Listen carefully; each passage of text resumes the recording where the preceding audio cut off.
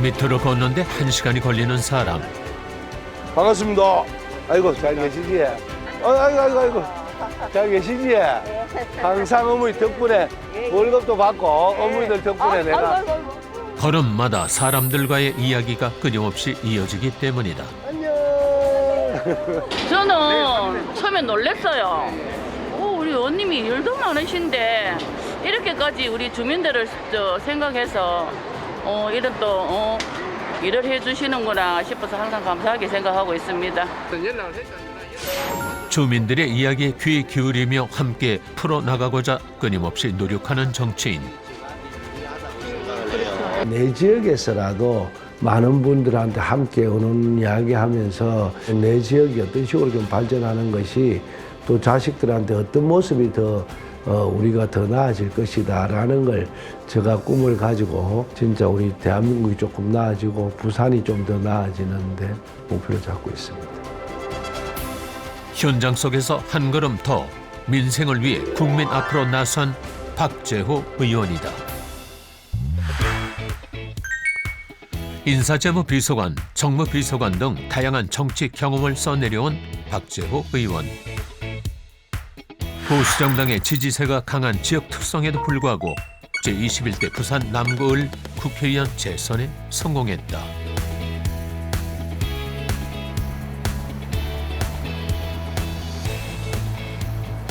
국정감사로 숨가쁜 일정이 이어지던 지난 10월 국회 본관 전체 회의장에선 특별위원회가 열렸다. 여야 의원은 물론 각계 부처 장관과 지역장이 한자리에 모인 이유. 2030 부산 세계 박람회, 일명 부산 엑스포 개최를 위해 논의하는 자리다.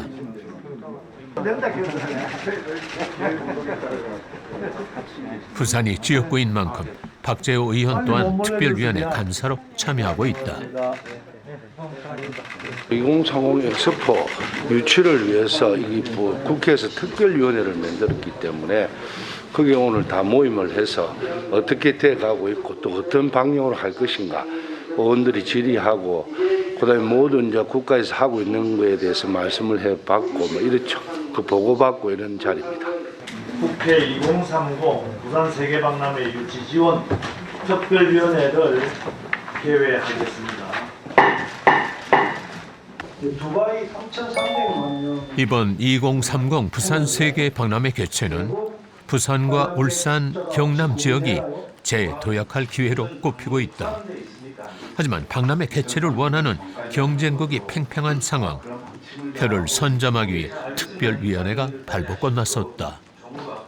근데 지금도 이제 이런 외국 관광객들이나 또 부산을 위해서 BTS 때문에 오시면 이 관광 분야 항공도 중요하지만 시내 교통 수단도 가장 중요하죠.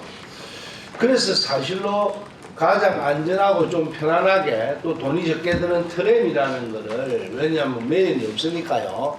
이제 시작을 한 겁니다. 근데 이게 대해서 신경을 안 써요. 네네. 저희도 실증 사업을 해야 된다는 네. 취지에 동의하고. 그다음 기재부 차관님. 네. 이걸 위원회 설립 초기부터 엑스포 개최를 위한 설립 요건을 꼼꼼히 살핀 박재호 의원. 실증 사업을 완성할 수 있도록 해주시겠습니까? 지역 관광 및 도심 교통까지 검토하며 한국 최초의 무가선 저상 트램, 부산 남구의 5, 6도선을 선정하는 쾌거를 이루기도 했다. 불경에 새로운 발판이 마련되고 특히 더 여수까지 광양까지 완전히 남북권이 새로운 면모를 나타낼 수 있고 또 이것을 계기로 진짜 지방이 얼마나 중요하다는 걸 모든 서울에 있는 사람들한테 알리는 계기가 됩니다. 새로운 부산을 만들어내고 새로운 하나의 축을 대한민국 만들어내는데 가장 중요한 역할을 한다 이렇게 저는 생각하고 있습니다. 김영삼 정부, 노무현 정부의 청와대를 거치면서 행정 경험과 정치 이력을 쌓은 박재호 의원. 부산 지역의 대표적인 인사지만 3번의 선거에서 내리 석패하며 지역구 당선까지 약 16년이라는 시간이 걸렸다. 왜 정치를 하느냐. 그 정치라는 게 어떤 철학도 있어야 되고 내가 우리 지역을 어떻게 만들어 보겠다는 꿈도 있어야 되는데 내가 한 몇 번 떨어졌다 해서 이것을 포기할 수는 없다 이런 생각도 들었고요. 또 잘 되기 위해서 내가 어떠한 이익을 위해서 고개를 숙이고 타협을 하는 것보다 안 되더라도 내 소신껏 한 해보자 하는 경우가 많았는데 부산에서 태어났고 부산에서 대학을 졸업하면서 또 많은 후배들을 만나면서 이렇게 자꾸만 뒤처지는 부산 이거는 독점에서 오는 문화다. 이 문화를 바꾸는 방법은 내가 어쨌든 도전을 해서 좀 변화를 시켜야 되겠다. 가능성이 없다고 모두가 말려도 끝까지 놓지 않았던 부산. 그에게 지역구는 어떤 의미일까? 사람들의 이동이 많은 주말, 박재호 의원의 지역구 사무실 직원들이 더욱 바빠지는 날이다. 박재호 국회의원님이 주기적으로 해오시던 건데 주민분들 해가지고 현장에서 직접 뵙고 같이 소통하면서 어떤 조금 어려움이 있는지 그런 걸 갖다가 듣는 그런 시간을 마련하고 있습니다. 저희는 뭐 쭉 해오던 거라서 주민분들도 크게 낯설어하지 않으실 것 같습니다. 앉아있어요. 부산 길거리나 골목, 공원을 찾아다니며 현장 민원을 받은 지 벌써 3년째. 이제는 매주 한 번 주민들과 고민을 나누고 있다. 너무 누나야 내가 억울해 죽겠다 하면서 전화가 왔어. 그럼 오늘 마침 한다는데 그럼 가봐서 우리 의원님한테 이야기를 좀 해보자. 혼자 쓰는데 26만 3천 원이 났대. 안녕하세요. 그리고 어디 가서 하소연도 할 데도 없고. 첫 번째 민원은 평소보다 많이 나온 수도세 문제. 실제 청구서를 살펴보며 구의원들과 해결 방법을 바로 논의하는 박재호 의원이다. 16만 3천 원이 나온다고 10월 말에. 어떤 문제든 주민과 함께 고민해야 한다는 게 그의 철학. 이야기를 하니까. 민원을 찾아다니는 것 역시 이유가 있다.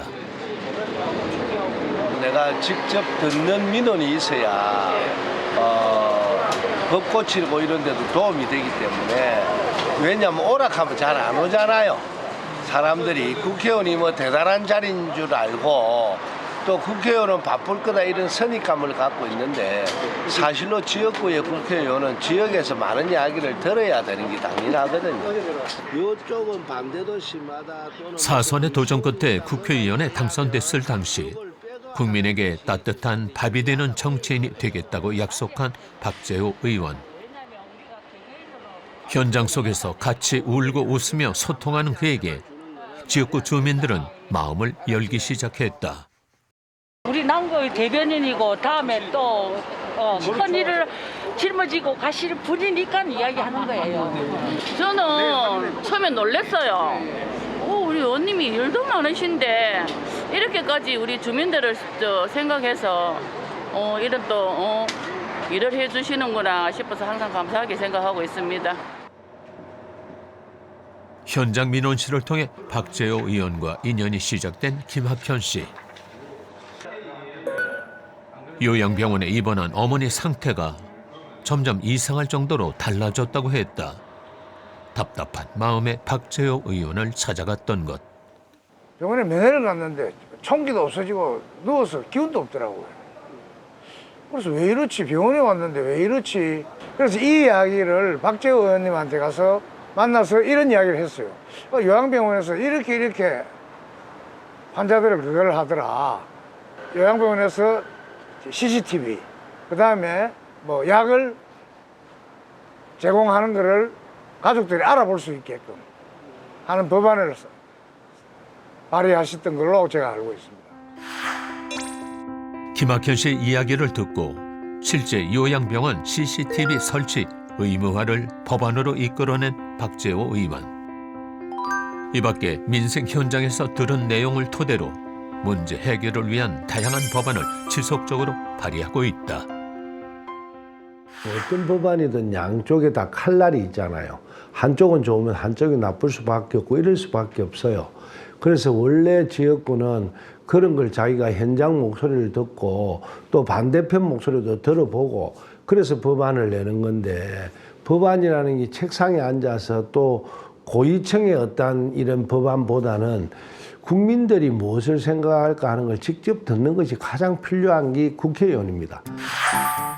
그가 지역구를 사랑하는 또 다른 방법. 여러분, 오늘 저는 우리 남구가 얼마나 아름답고 예쁜지를 보여주려고 제가 맨 먼저 찾아온 곳이 오륙도입니다. 오륙도는 섬을 중심으로 좌측은 동해고 우측은 남해입니다. 갈매길이 쭉 있습니다. 갈매길이 위기대까지 연결이 돼갖고 그 갈매길 걸으러 참 많은 분들이 오시고 전국에서 관광지로 많은 분들이 오시거든요. 그러면 해변을 따라서 산책하는 길입니다. 많이 오십시오.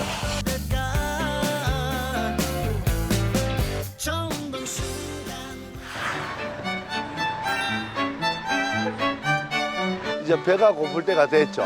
동명대학 앞에 아주 유명한 집이 하나 있습니다. 선짓국 해장국입니다.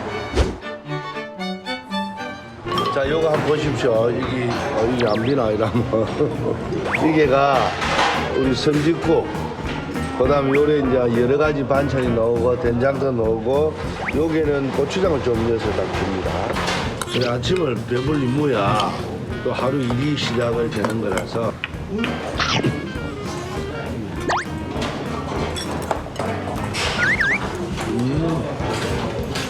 역시 국물이 최고야.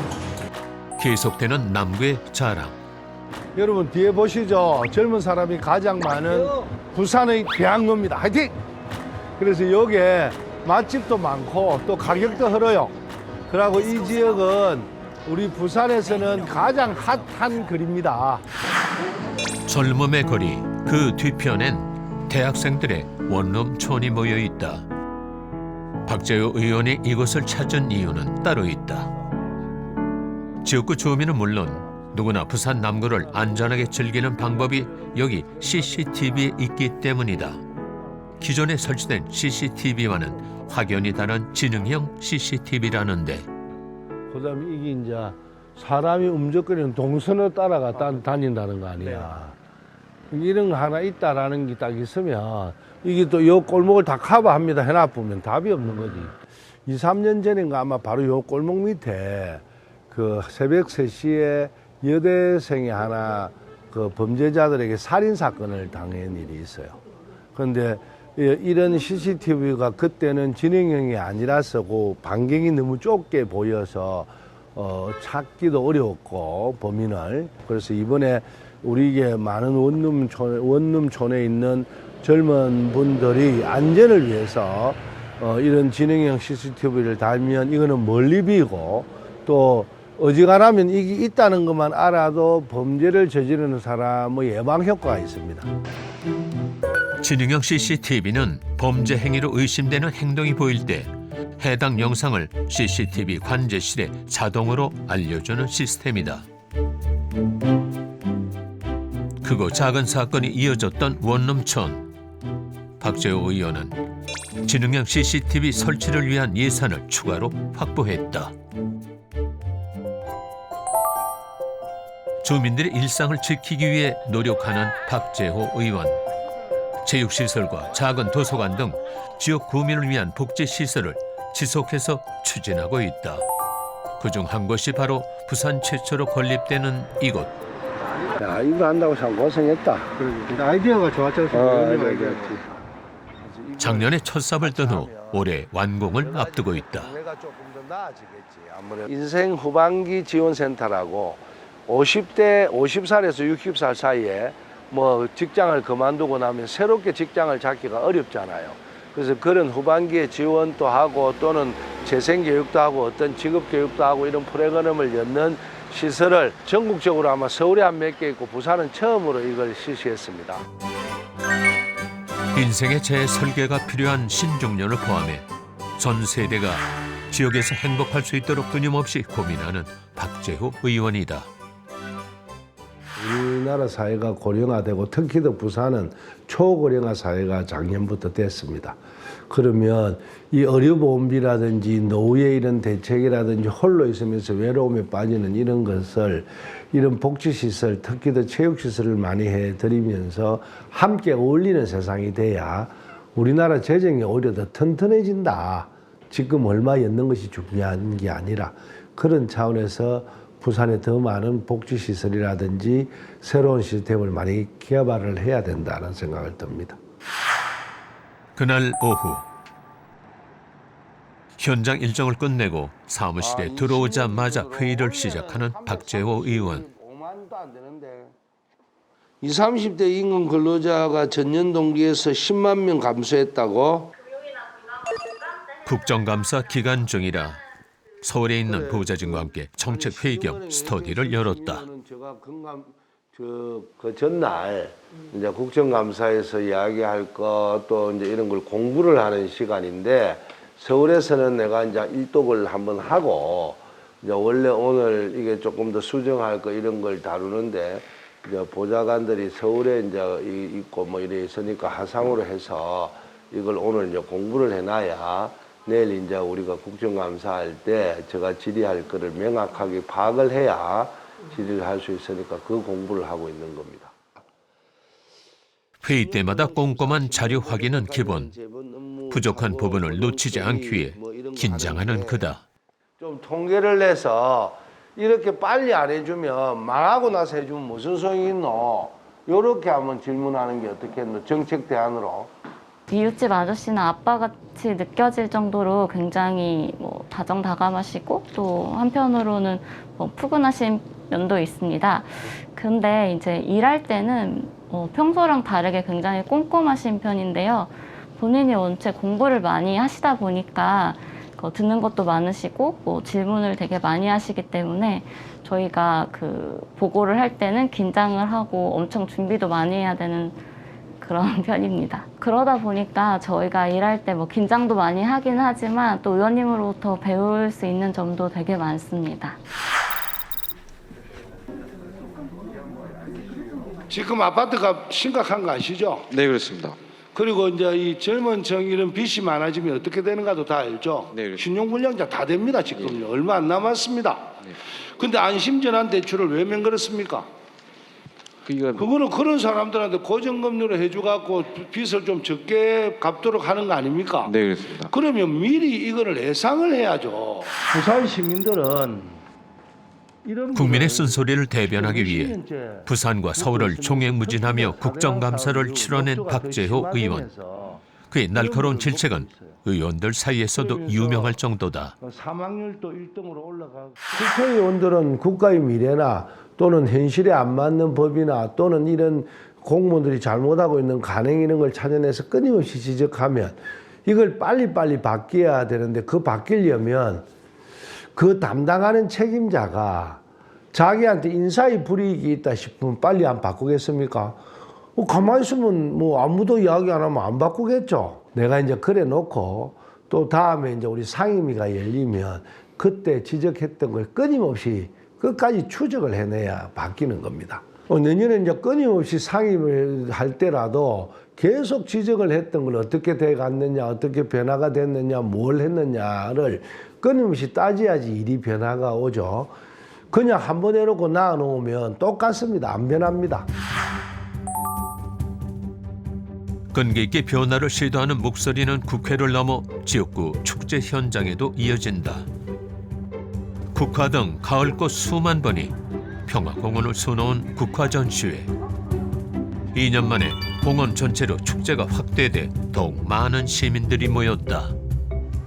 아저씨 누군지 모르지? 요 동네 머슴 아저씨 박재호야. 덕분에 월급도 잘 받고 있습니다. 잘 계십니까? 덕분에 항상 고맙습니다. 아이고 잘 계시지? 항상 제가 고맙습니다. 아이고 혹시나 불편한 거 없어요? 불편한 거요? 네. 여기 너무 햇빛이 세가지고 저희가 임의로 하긴 했는데 햇빛이 쬐서. 네, 햇빛이 그냥 여기 부스 안으로 다 들어와가지고 요거 추진했구나. 네. 언제든지 그래 전화를 하이소. 부위원 전화번호 모르면 내한테 전화하소. 내가 다 가르쳐준다. 항상 저희 구나 뭐 할 때 행사 같은 데 할 때 항상 참여해 돌아다니시고요. 그리고 또 뭐 불편한 거 없느냐, 뭐 잘 챙겨주느냐, 협조를 잘 해주느냐 이런 것도 여쭤보시고, 그다음 평상시에도 저희가 이렇게 다니다 보면 굳이 어떤 날이 아니어도 시장이나 이런 큰 사람들이 많이 모이는 곳을 제가 자주 보거든요. 그래서 항상 오래 계셨기 때문에 친숙한 분이시죠. 사양마을 쪽에 너무 덥대. 그래 조금씩 해주면 좋다는 거지. 화장실. 그래 화장실이 화장실이 부족한. 저쪽밖에 없어가지고 이쪽에가 너무 멀어서. 아 이쪽에 뭐. 어르신들이 다음번에는 이동 화장실 있잖아요. 예, 간 이동 예. 그걸 좀 설치하자. 그러니까. 그래 임시 화장실을 좀. 그거 한번 너가 이야기를 해. 행정도 지적하시고 대안으로 하자. 뭐가 불편한지 또 어떻게 하면 좀 더 주민들이 편안하게 할 것인지. 조금 전에 이야기했던 저쪽에 화장실이 없어서 간이 화장실을 내년에는 좀 설치해야 되겠다. 내년에 이제 행사를 할 때 이런 거를 좀 개선하면 좋겠다. 이런 걸 내가 구의원을 통해서 우리 구청에 전달도 하고 저도 또 직접 이야기를 하고 이래서 주민들이 내년에 축제는 조금 더 편리하고 그러면서 조금씩 개선해 나가는 그런 방향으로 만들어 보려고 합니다. 축제가 끝난 저녁.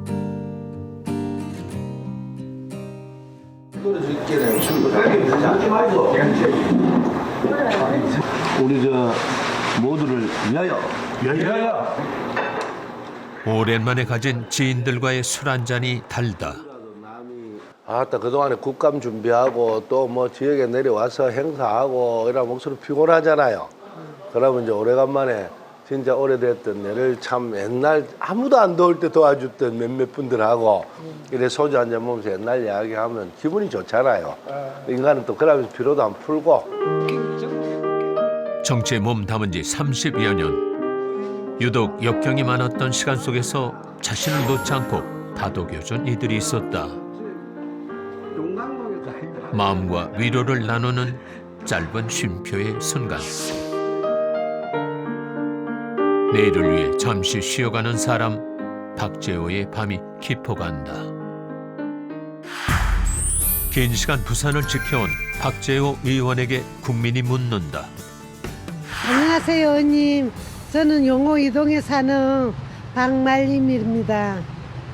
들림이 어떻게 되고 있습니까? 추진을 한 지는 제가 알기로는 한 1년이 좀 넘어된 것 같는데 지금 어느 정도 진도가 나가고 있습니까? 트램이 그래 한참이 되는 거 아닙니다. 예를 들면 다대포에 지하철 였는 게 10년 걸렸습니다. 마찬가지로 그 모든 국가 예산이 특히 더 철도망이라든지 이런 거는 더 힘듭니다. 어쨌든 제가 이것은 원래 내년까지는 어쨌든 이 시작을 한다. 그래서 공무원들하고도 만나고 시장님한테도 말씀을 드렸고 또 기재부 차관 뭐 다들 예산 심의할 때 다 다니면서 지금 하고 있으니까 시민 여러분 조금 계셔 보십시오. 어쨌든 저 박재호는요 한번 한다 하면 끝까지 밀어붙여서 해냅니다. 안녕하세요, 의원님. 저는 용호동에 사는 배성숙이라고 합니다. 의원님한테 궁금한 점이 한 가지 있어서 여쭤보려고 합니다. 낙동강에 대한 오염도가 참 높다고 요즘 주민들께서 말이 참 많은데 이 문제에 대해서 의원님은 어떻게 생각하고 계십니까? 제가 이제 이번 국정감사에 부산 물 문제를 가지고 저도 놀랐습니다. 저도 이 통계를 뽑아보니까 이거 너무 심하다. 이제는 좀 우리가 더 부산 시민들도 막 이걸 계속 떠들어야 되고 함께 노력하고 울어야 젖을 주듯이 계속 떠들어야 됩니다.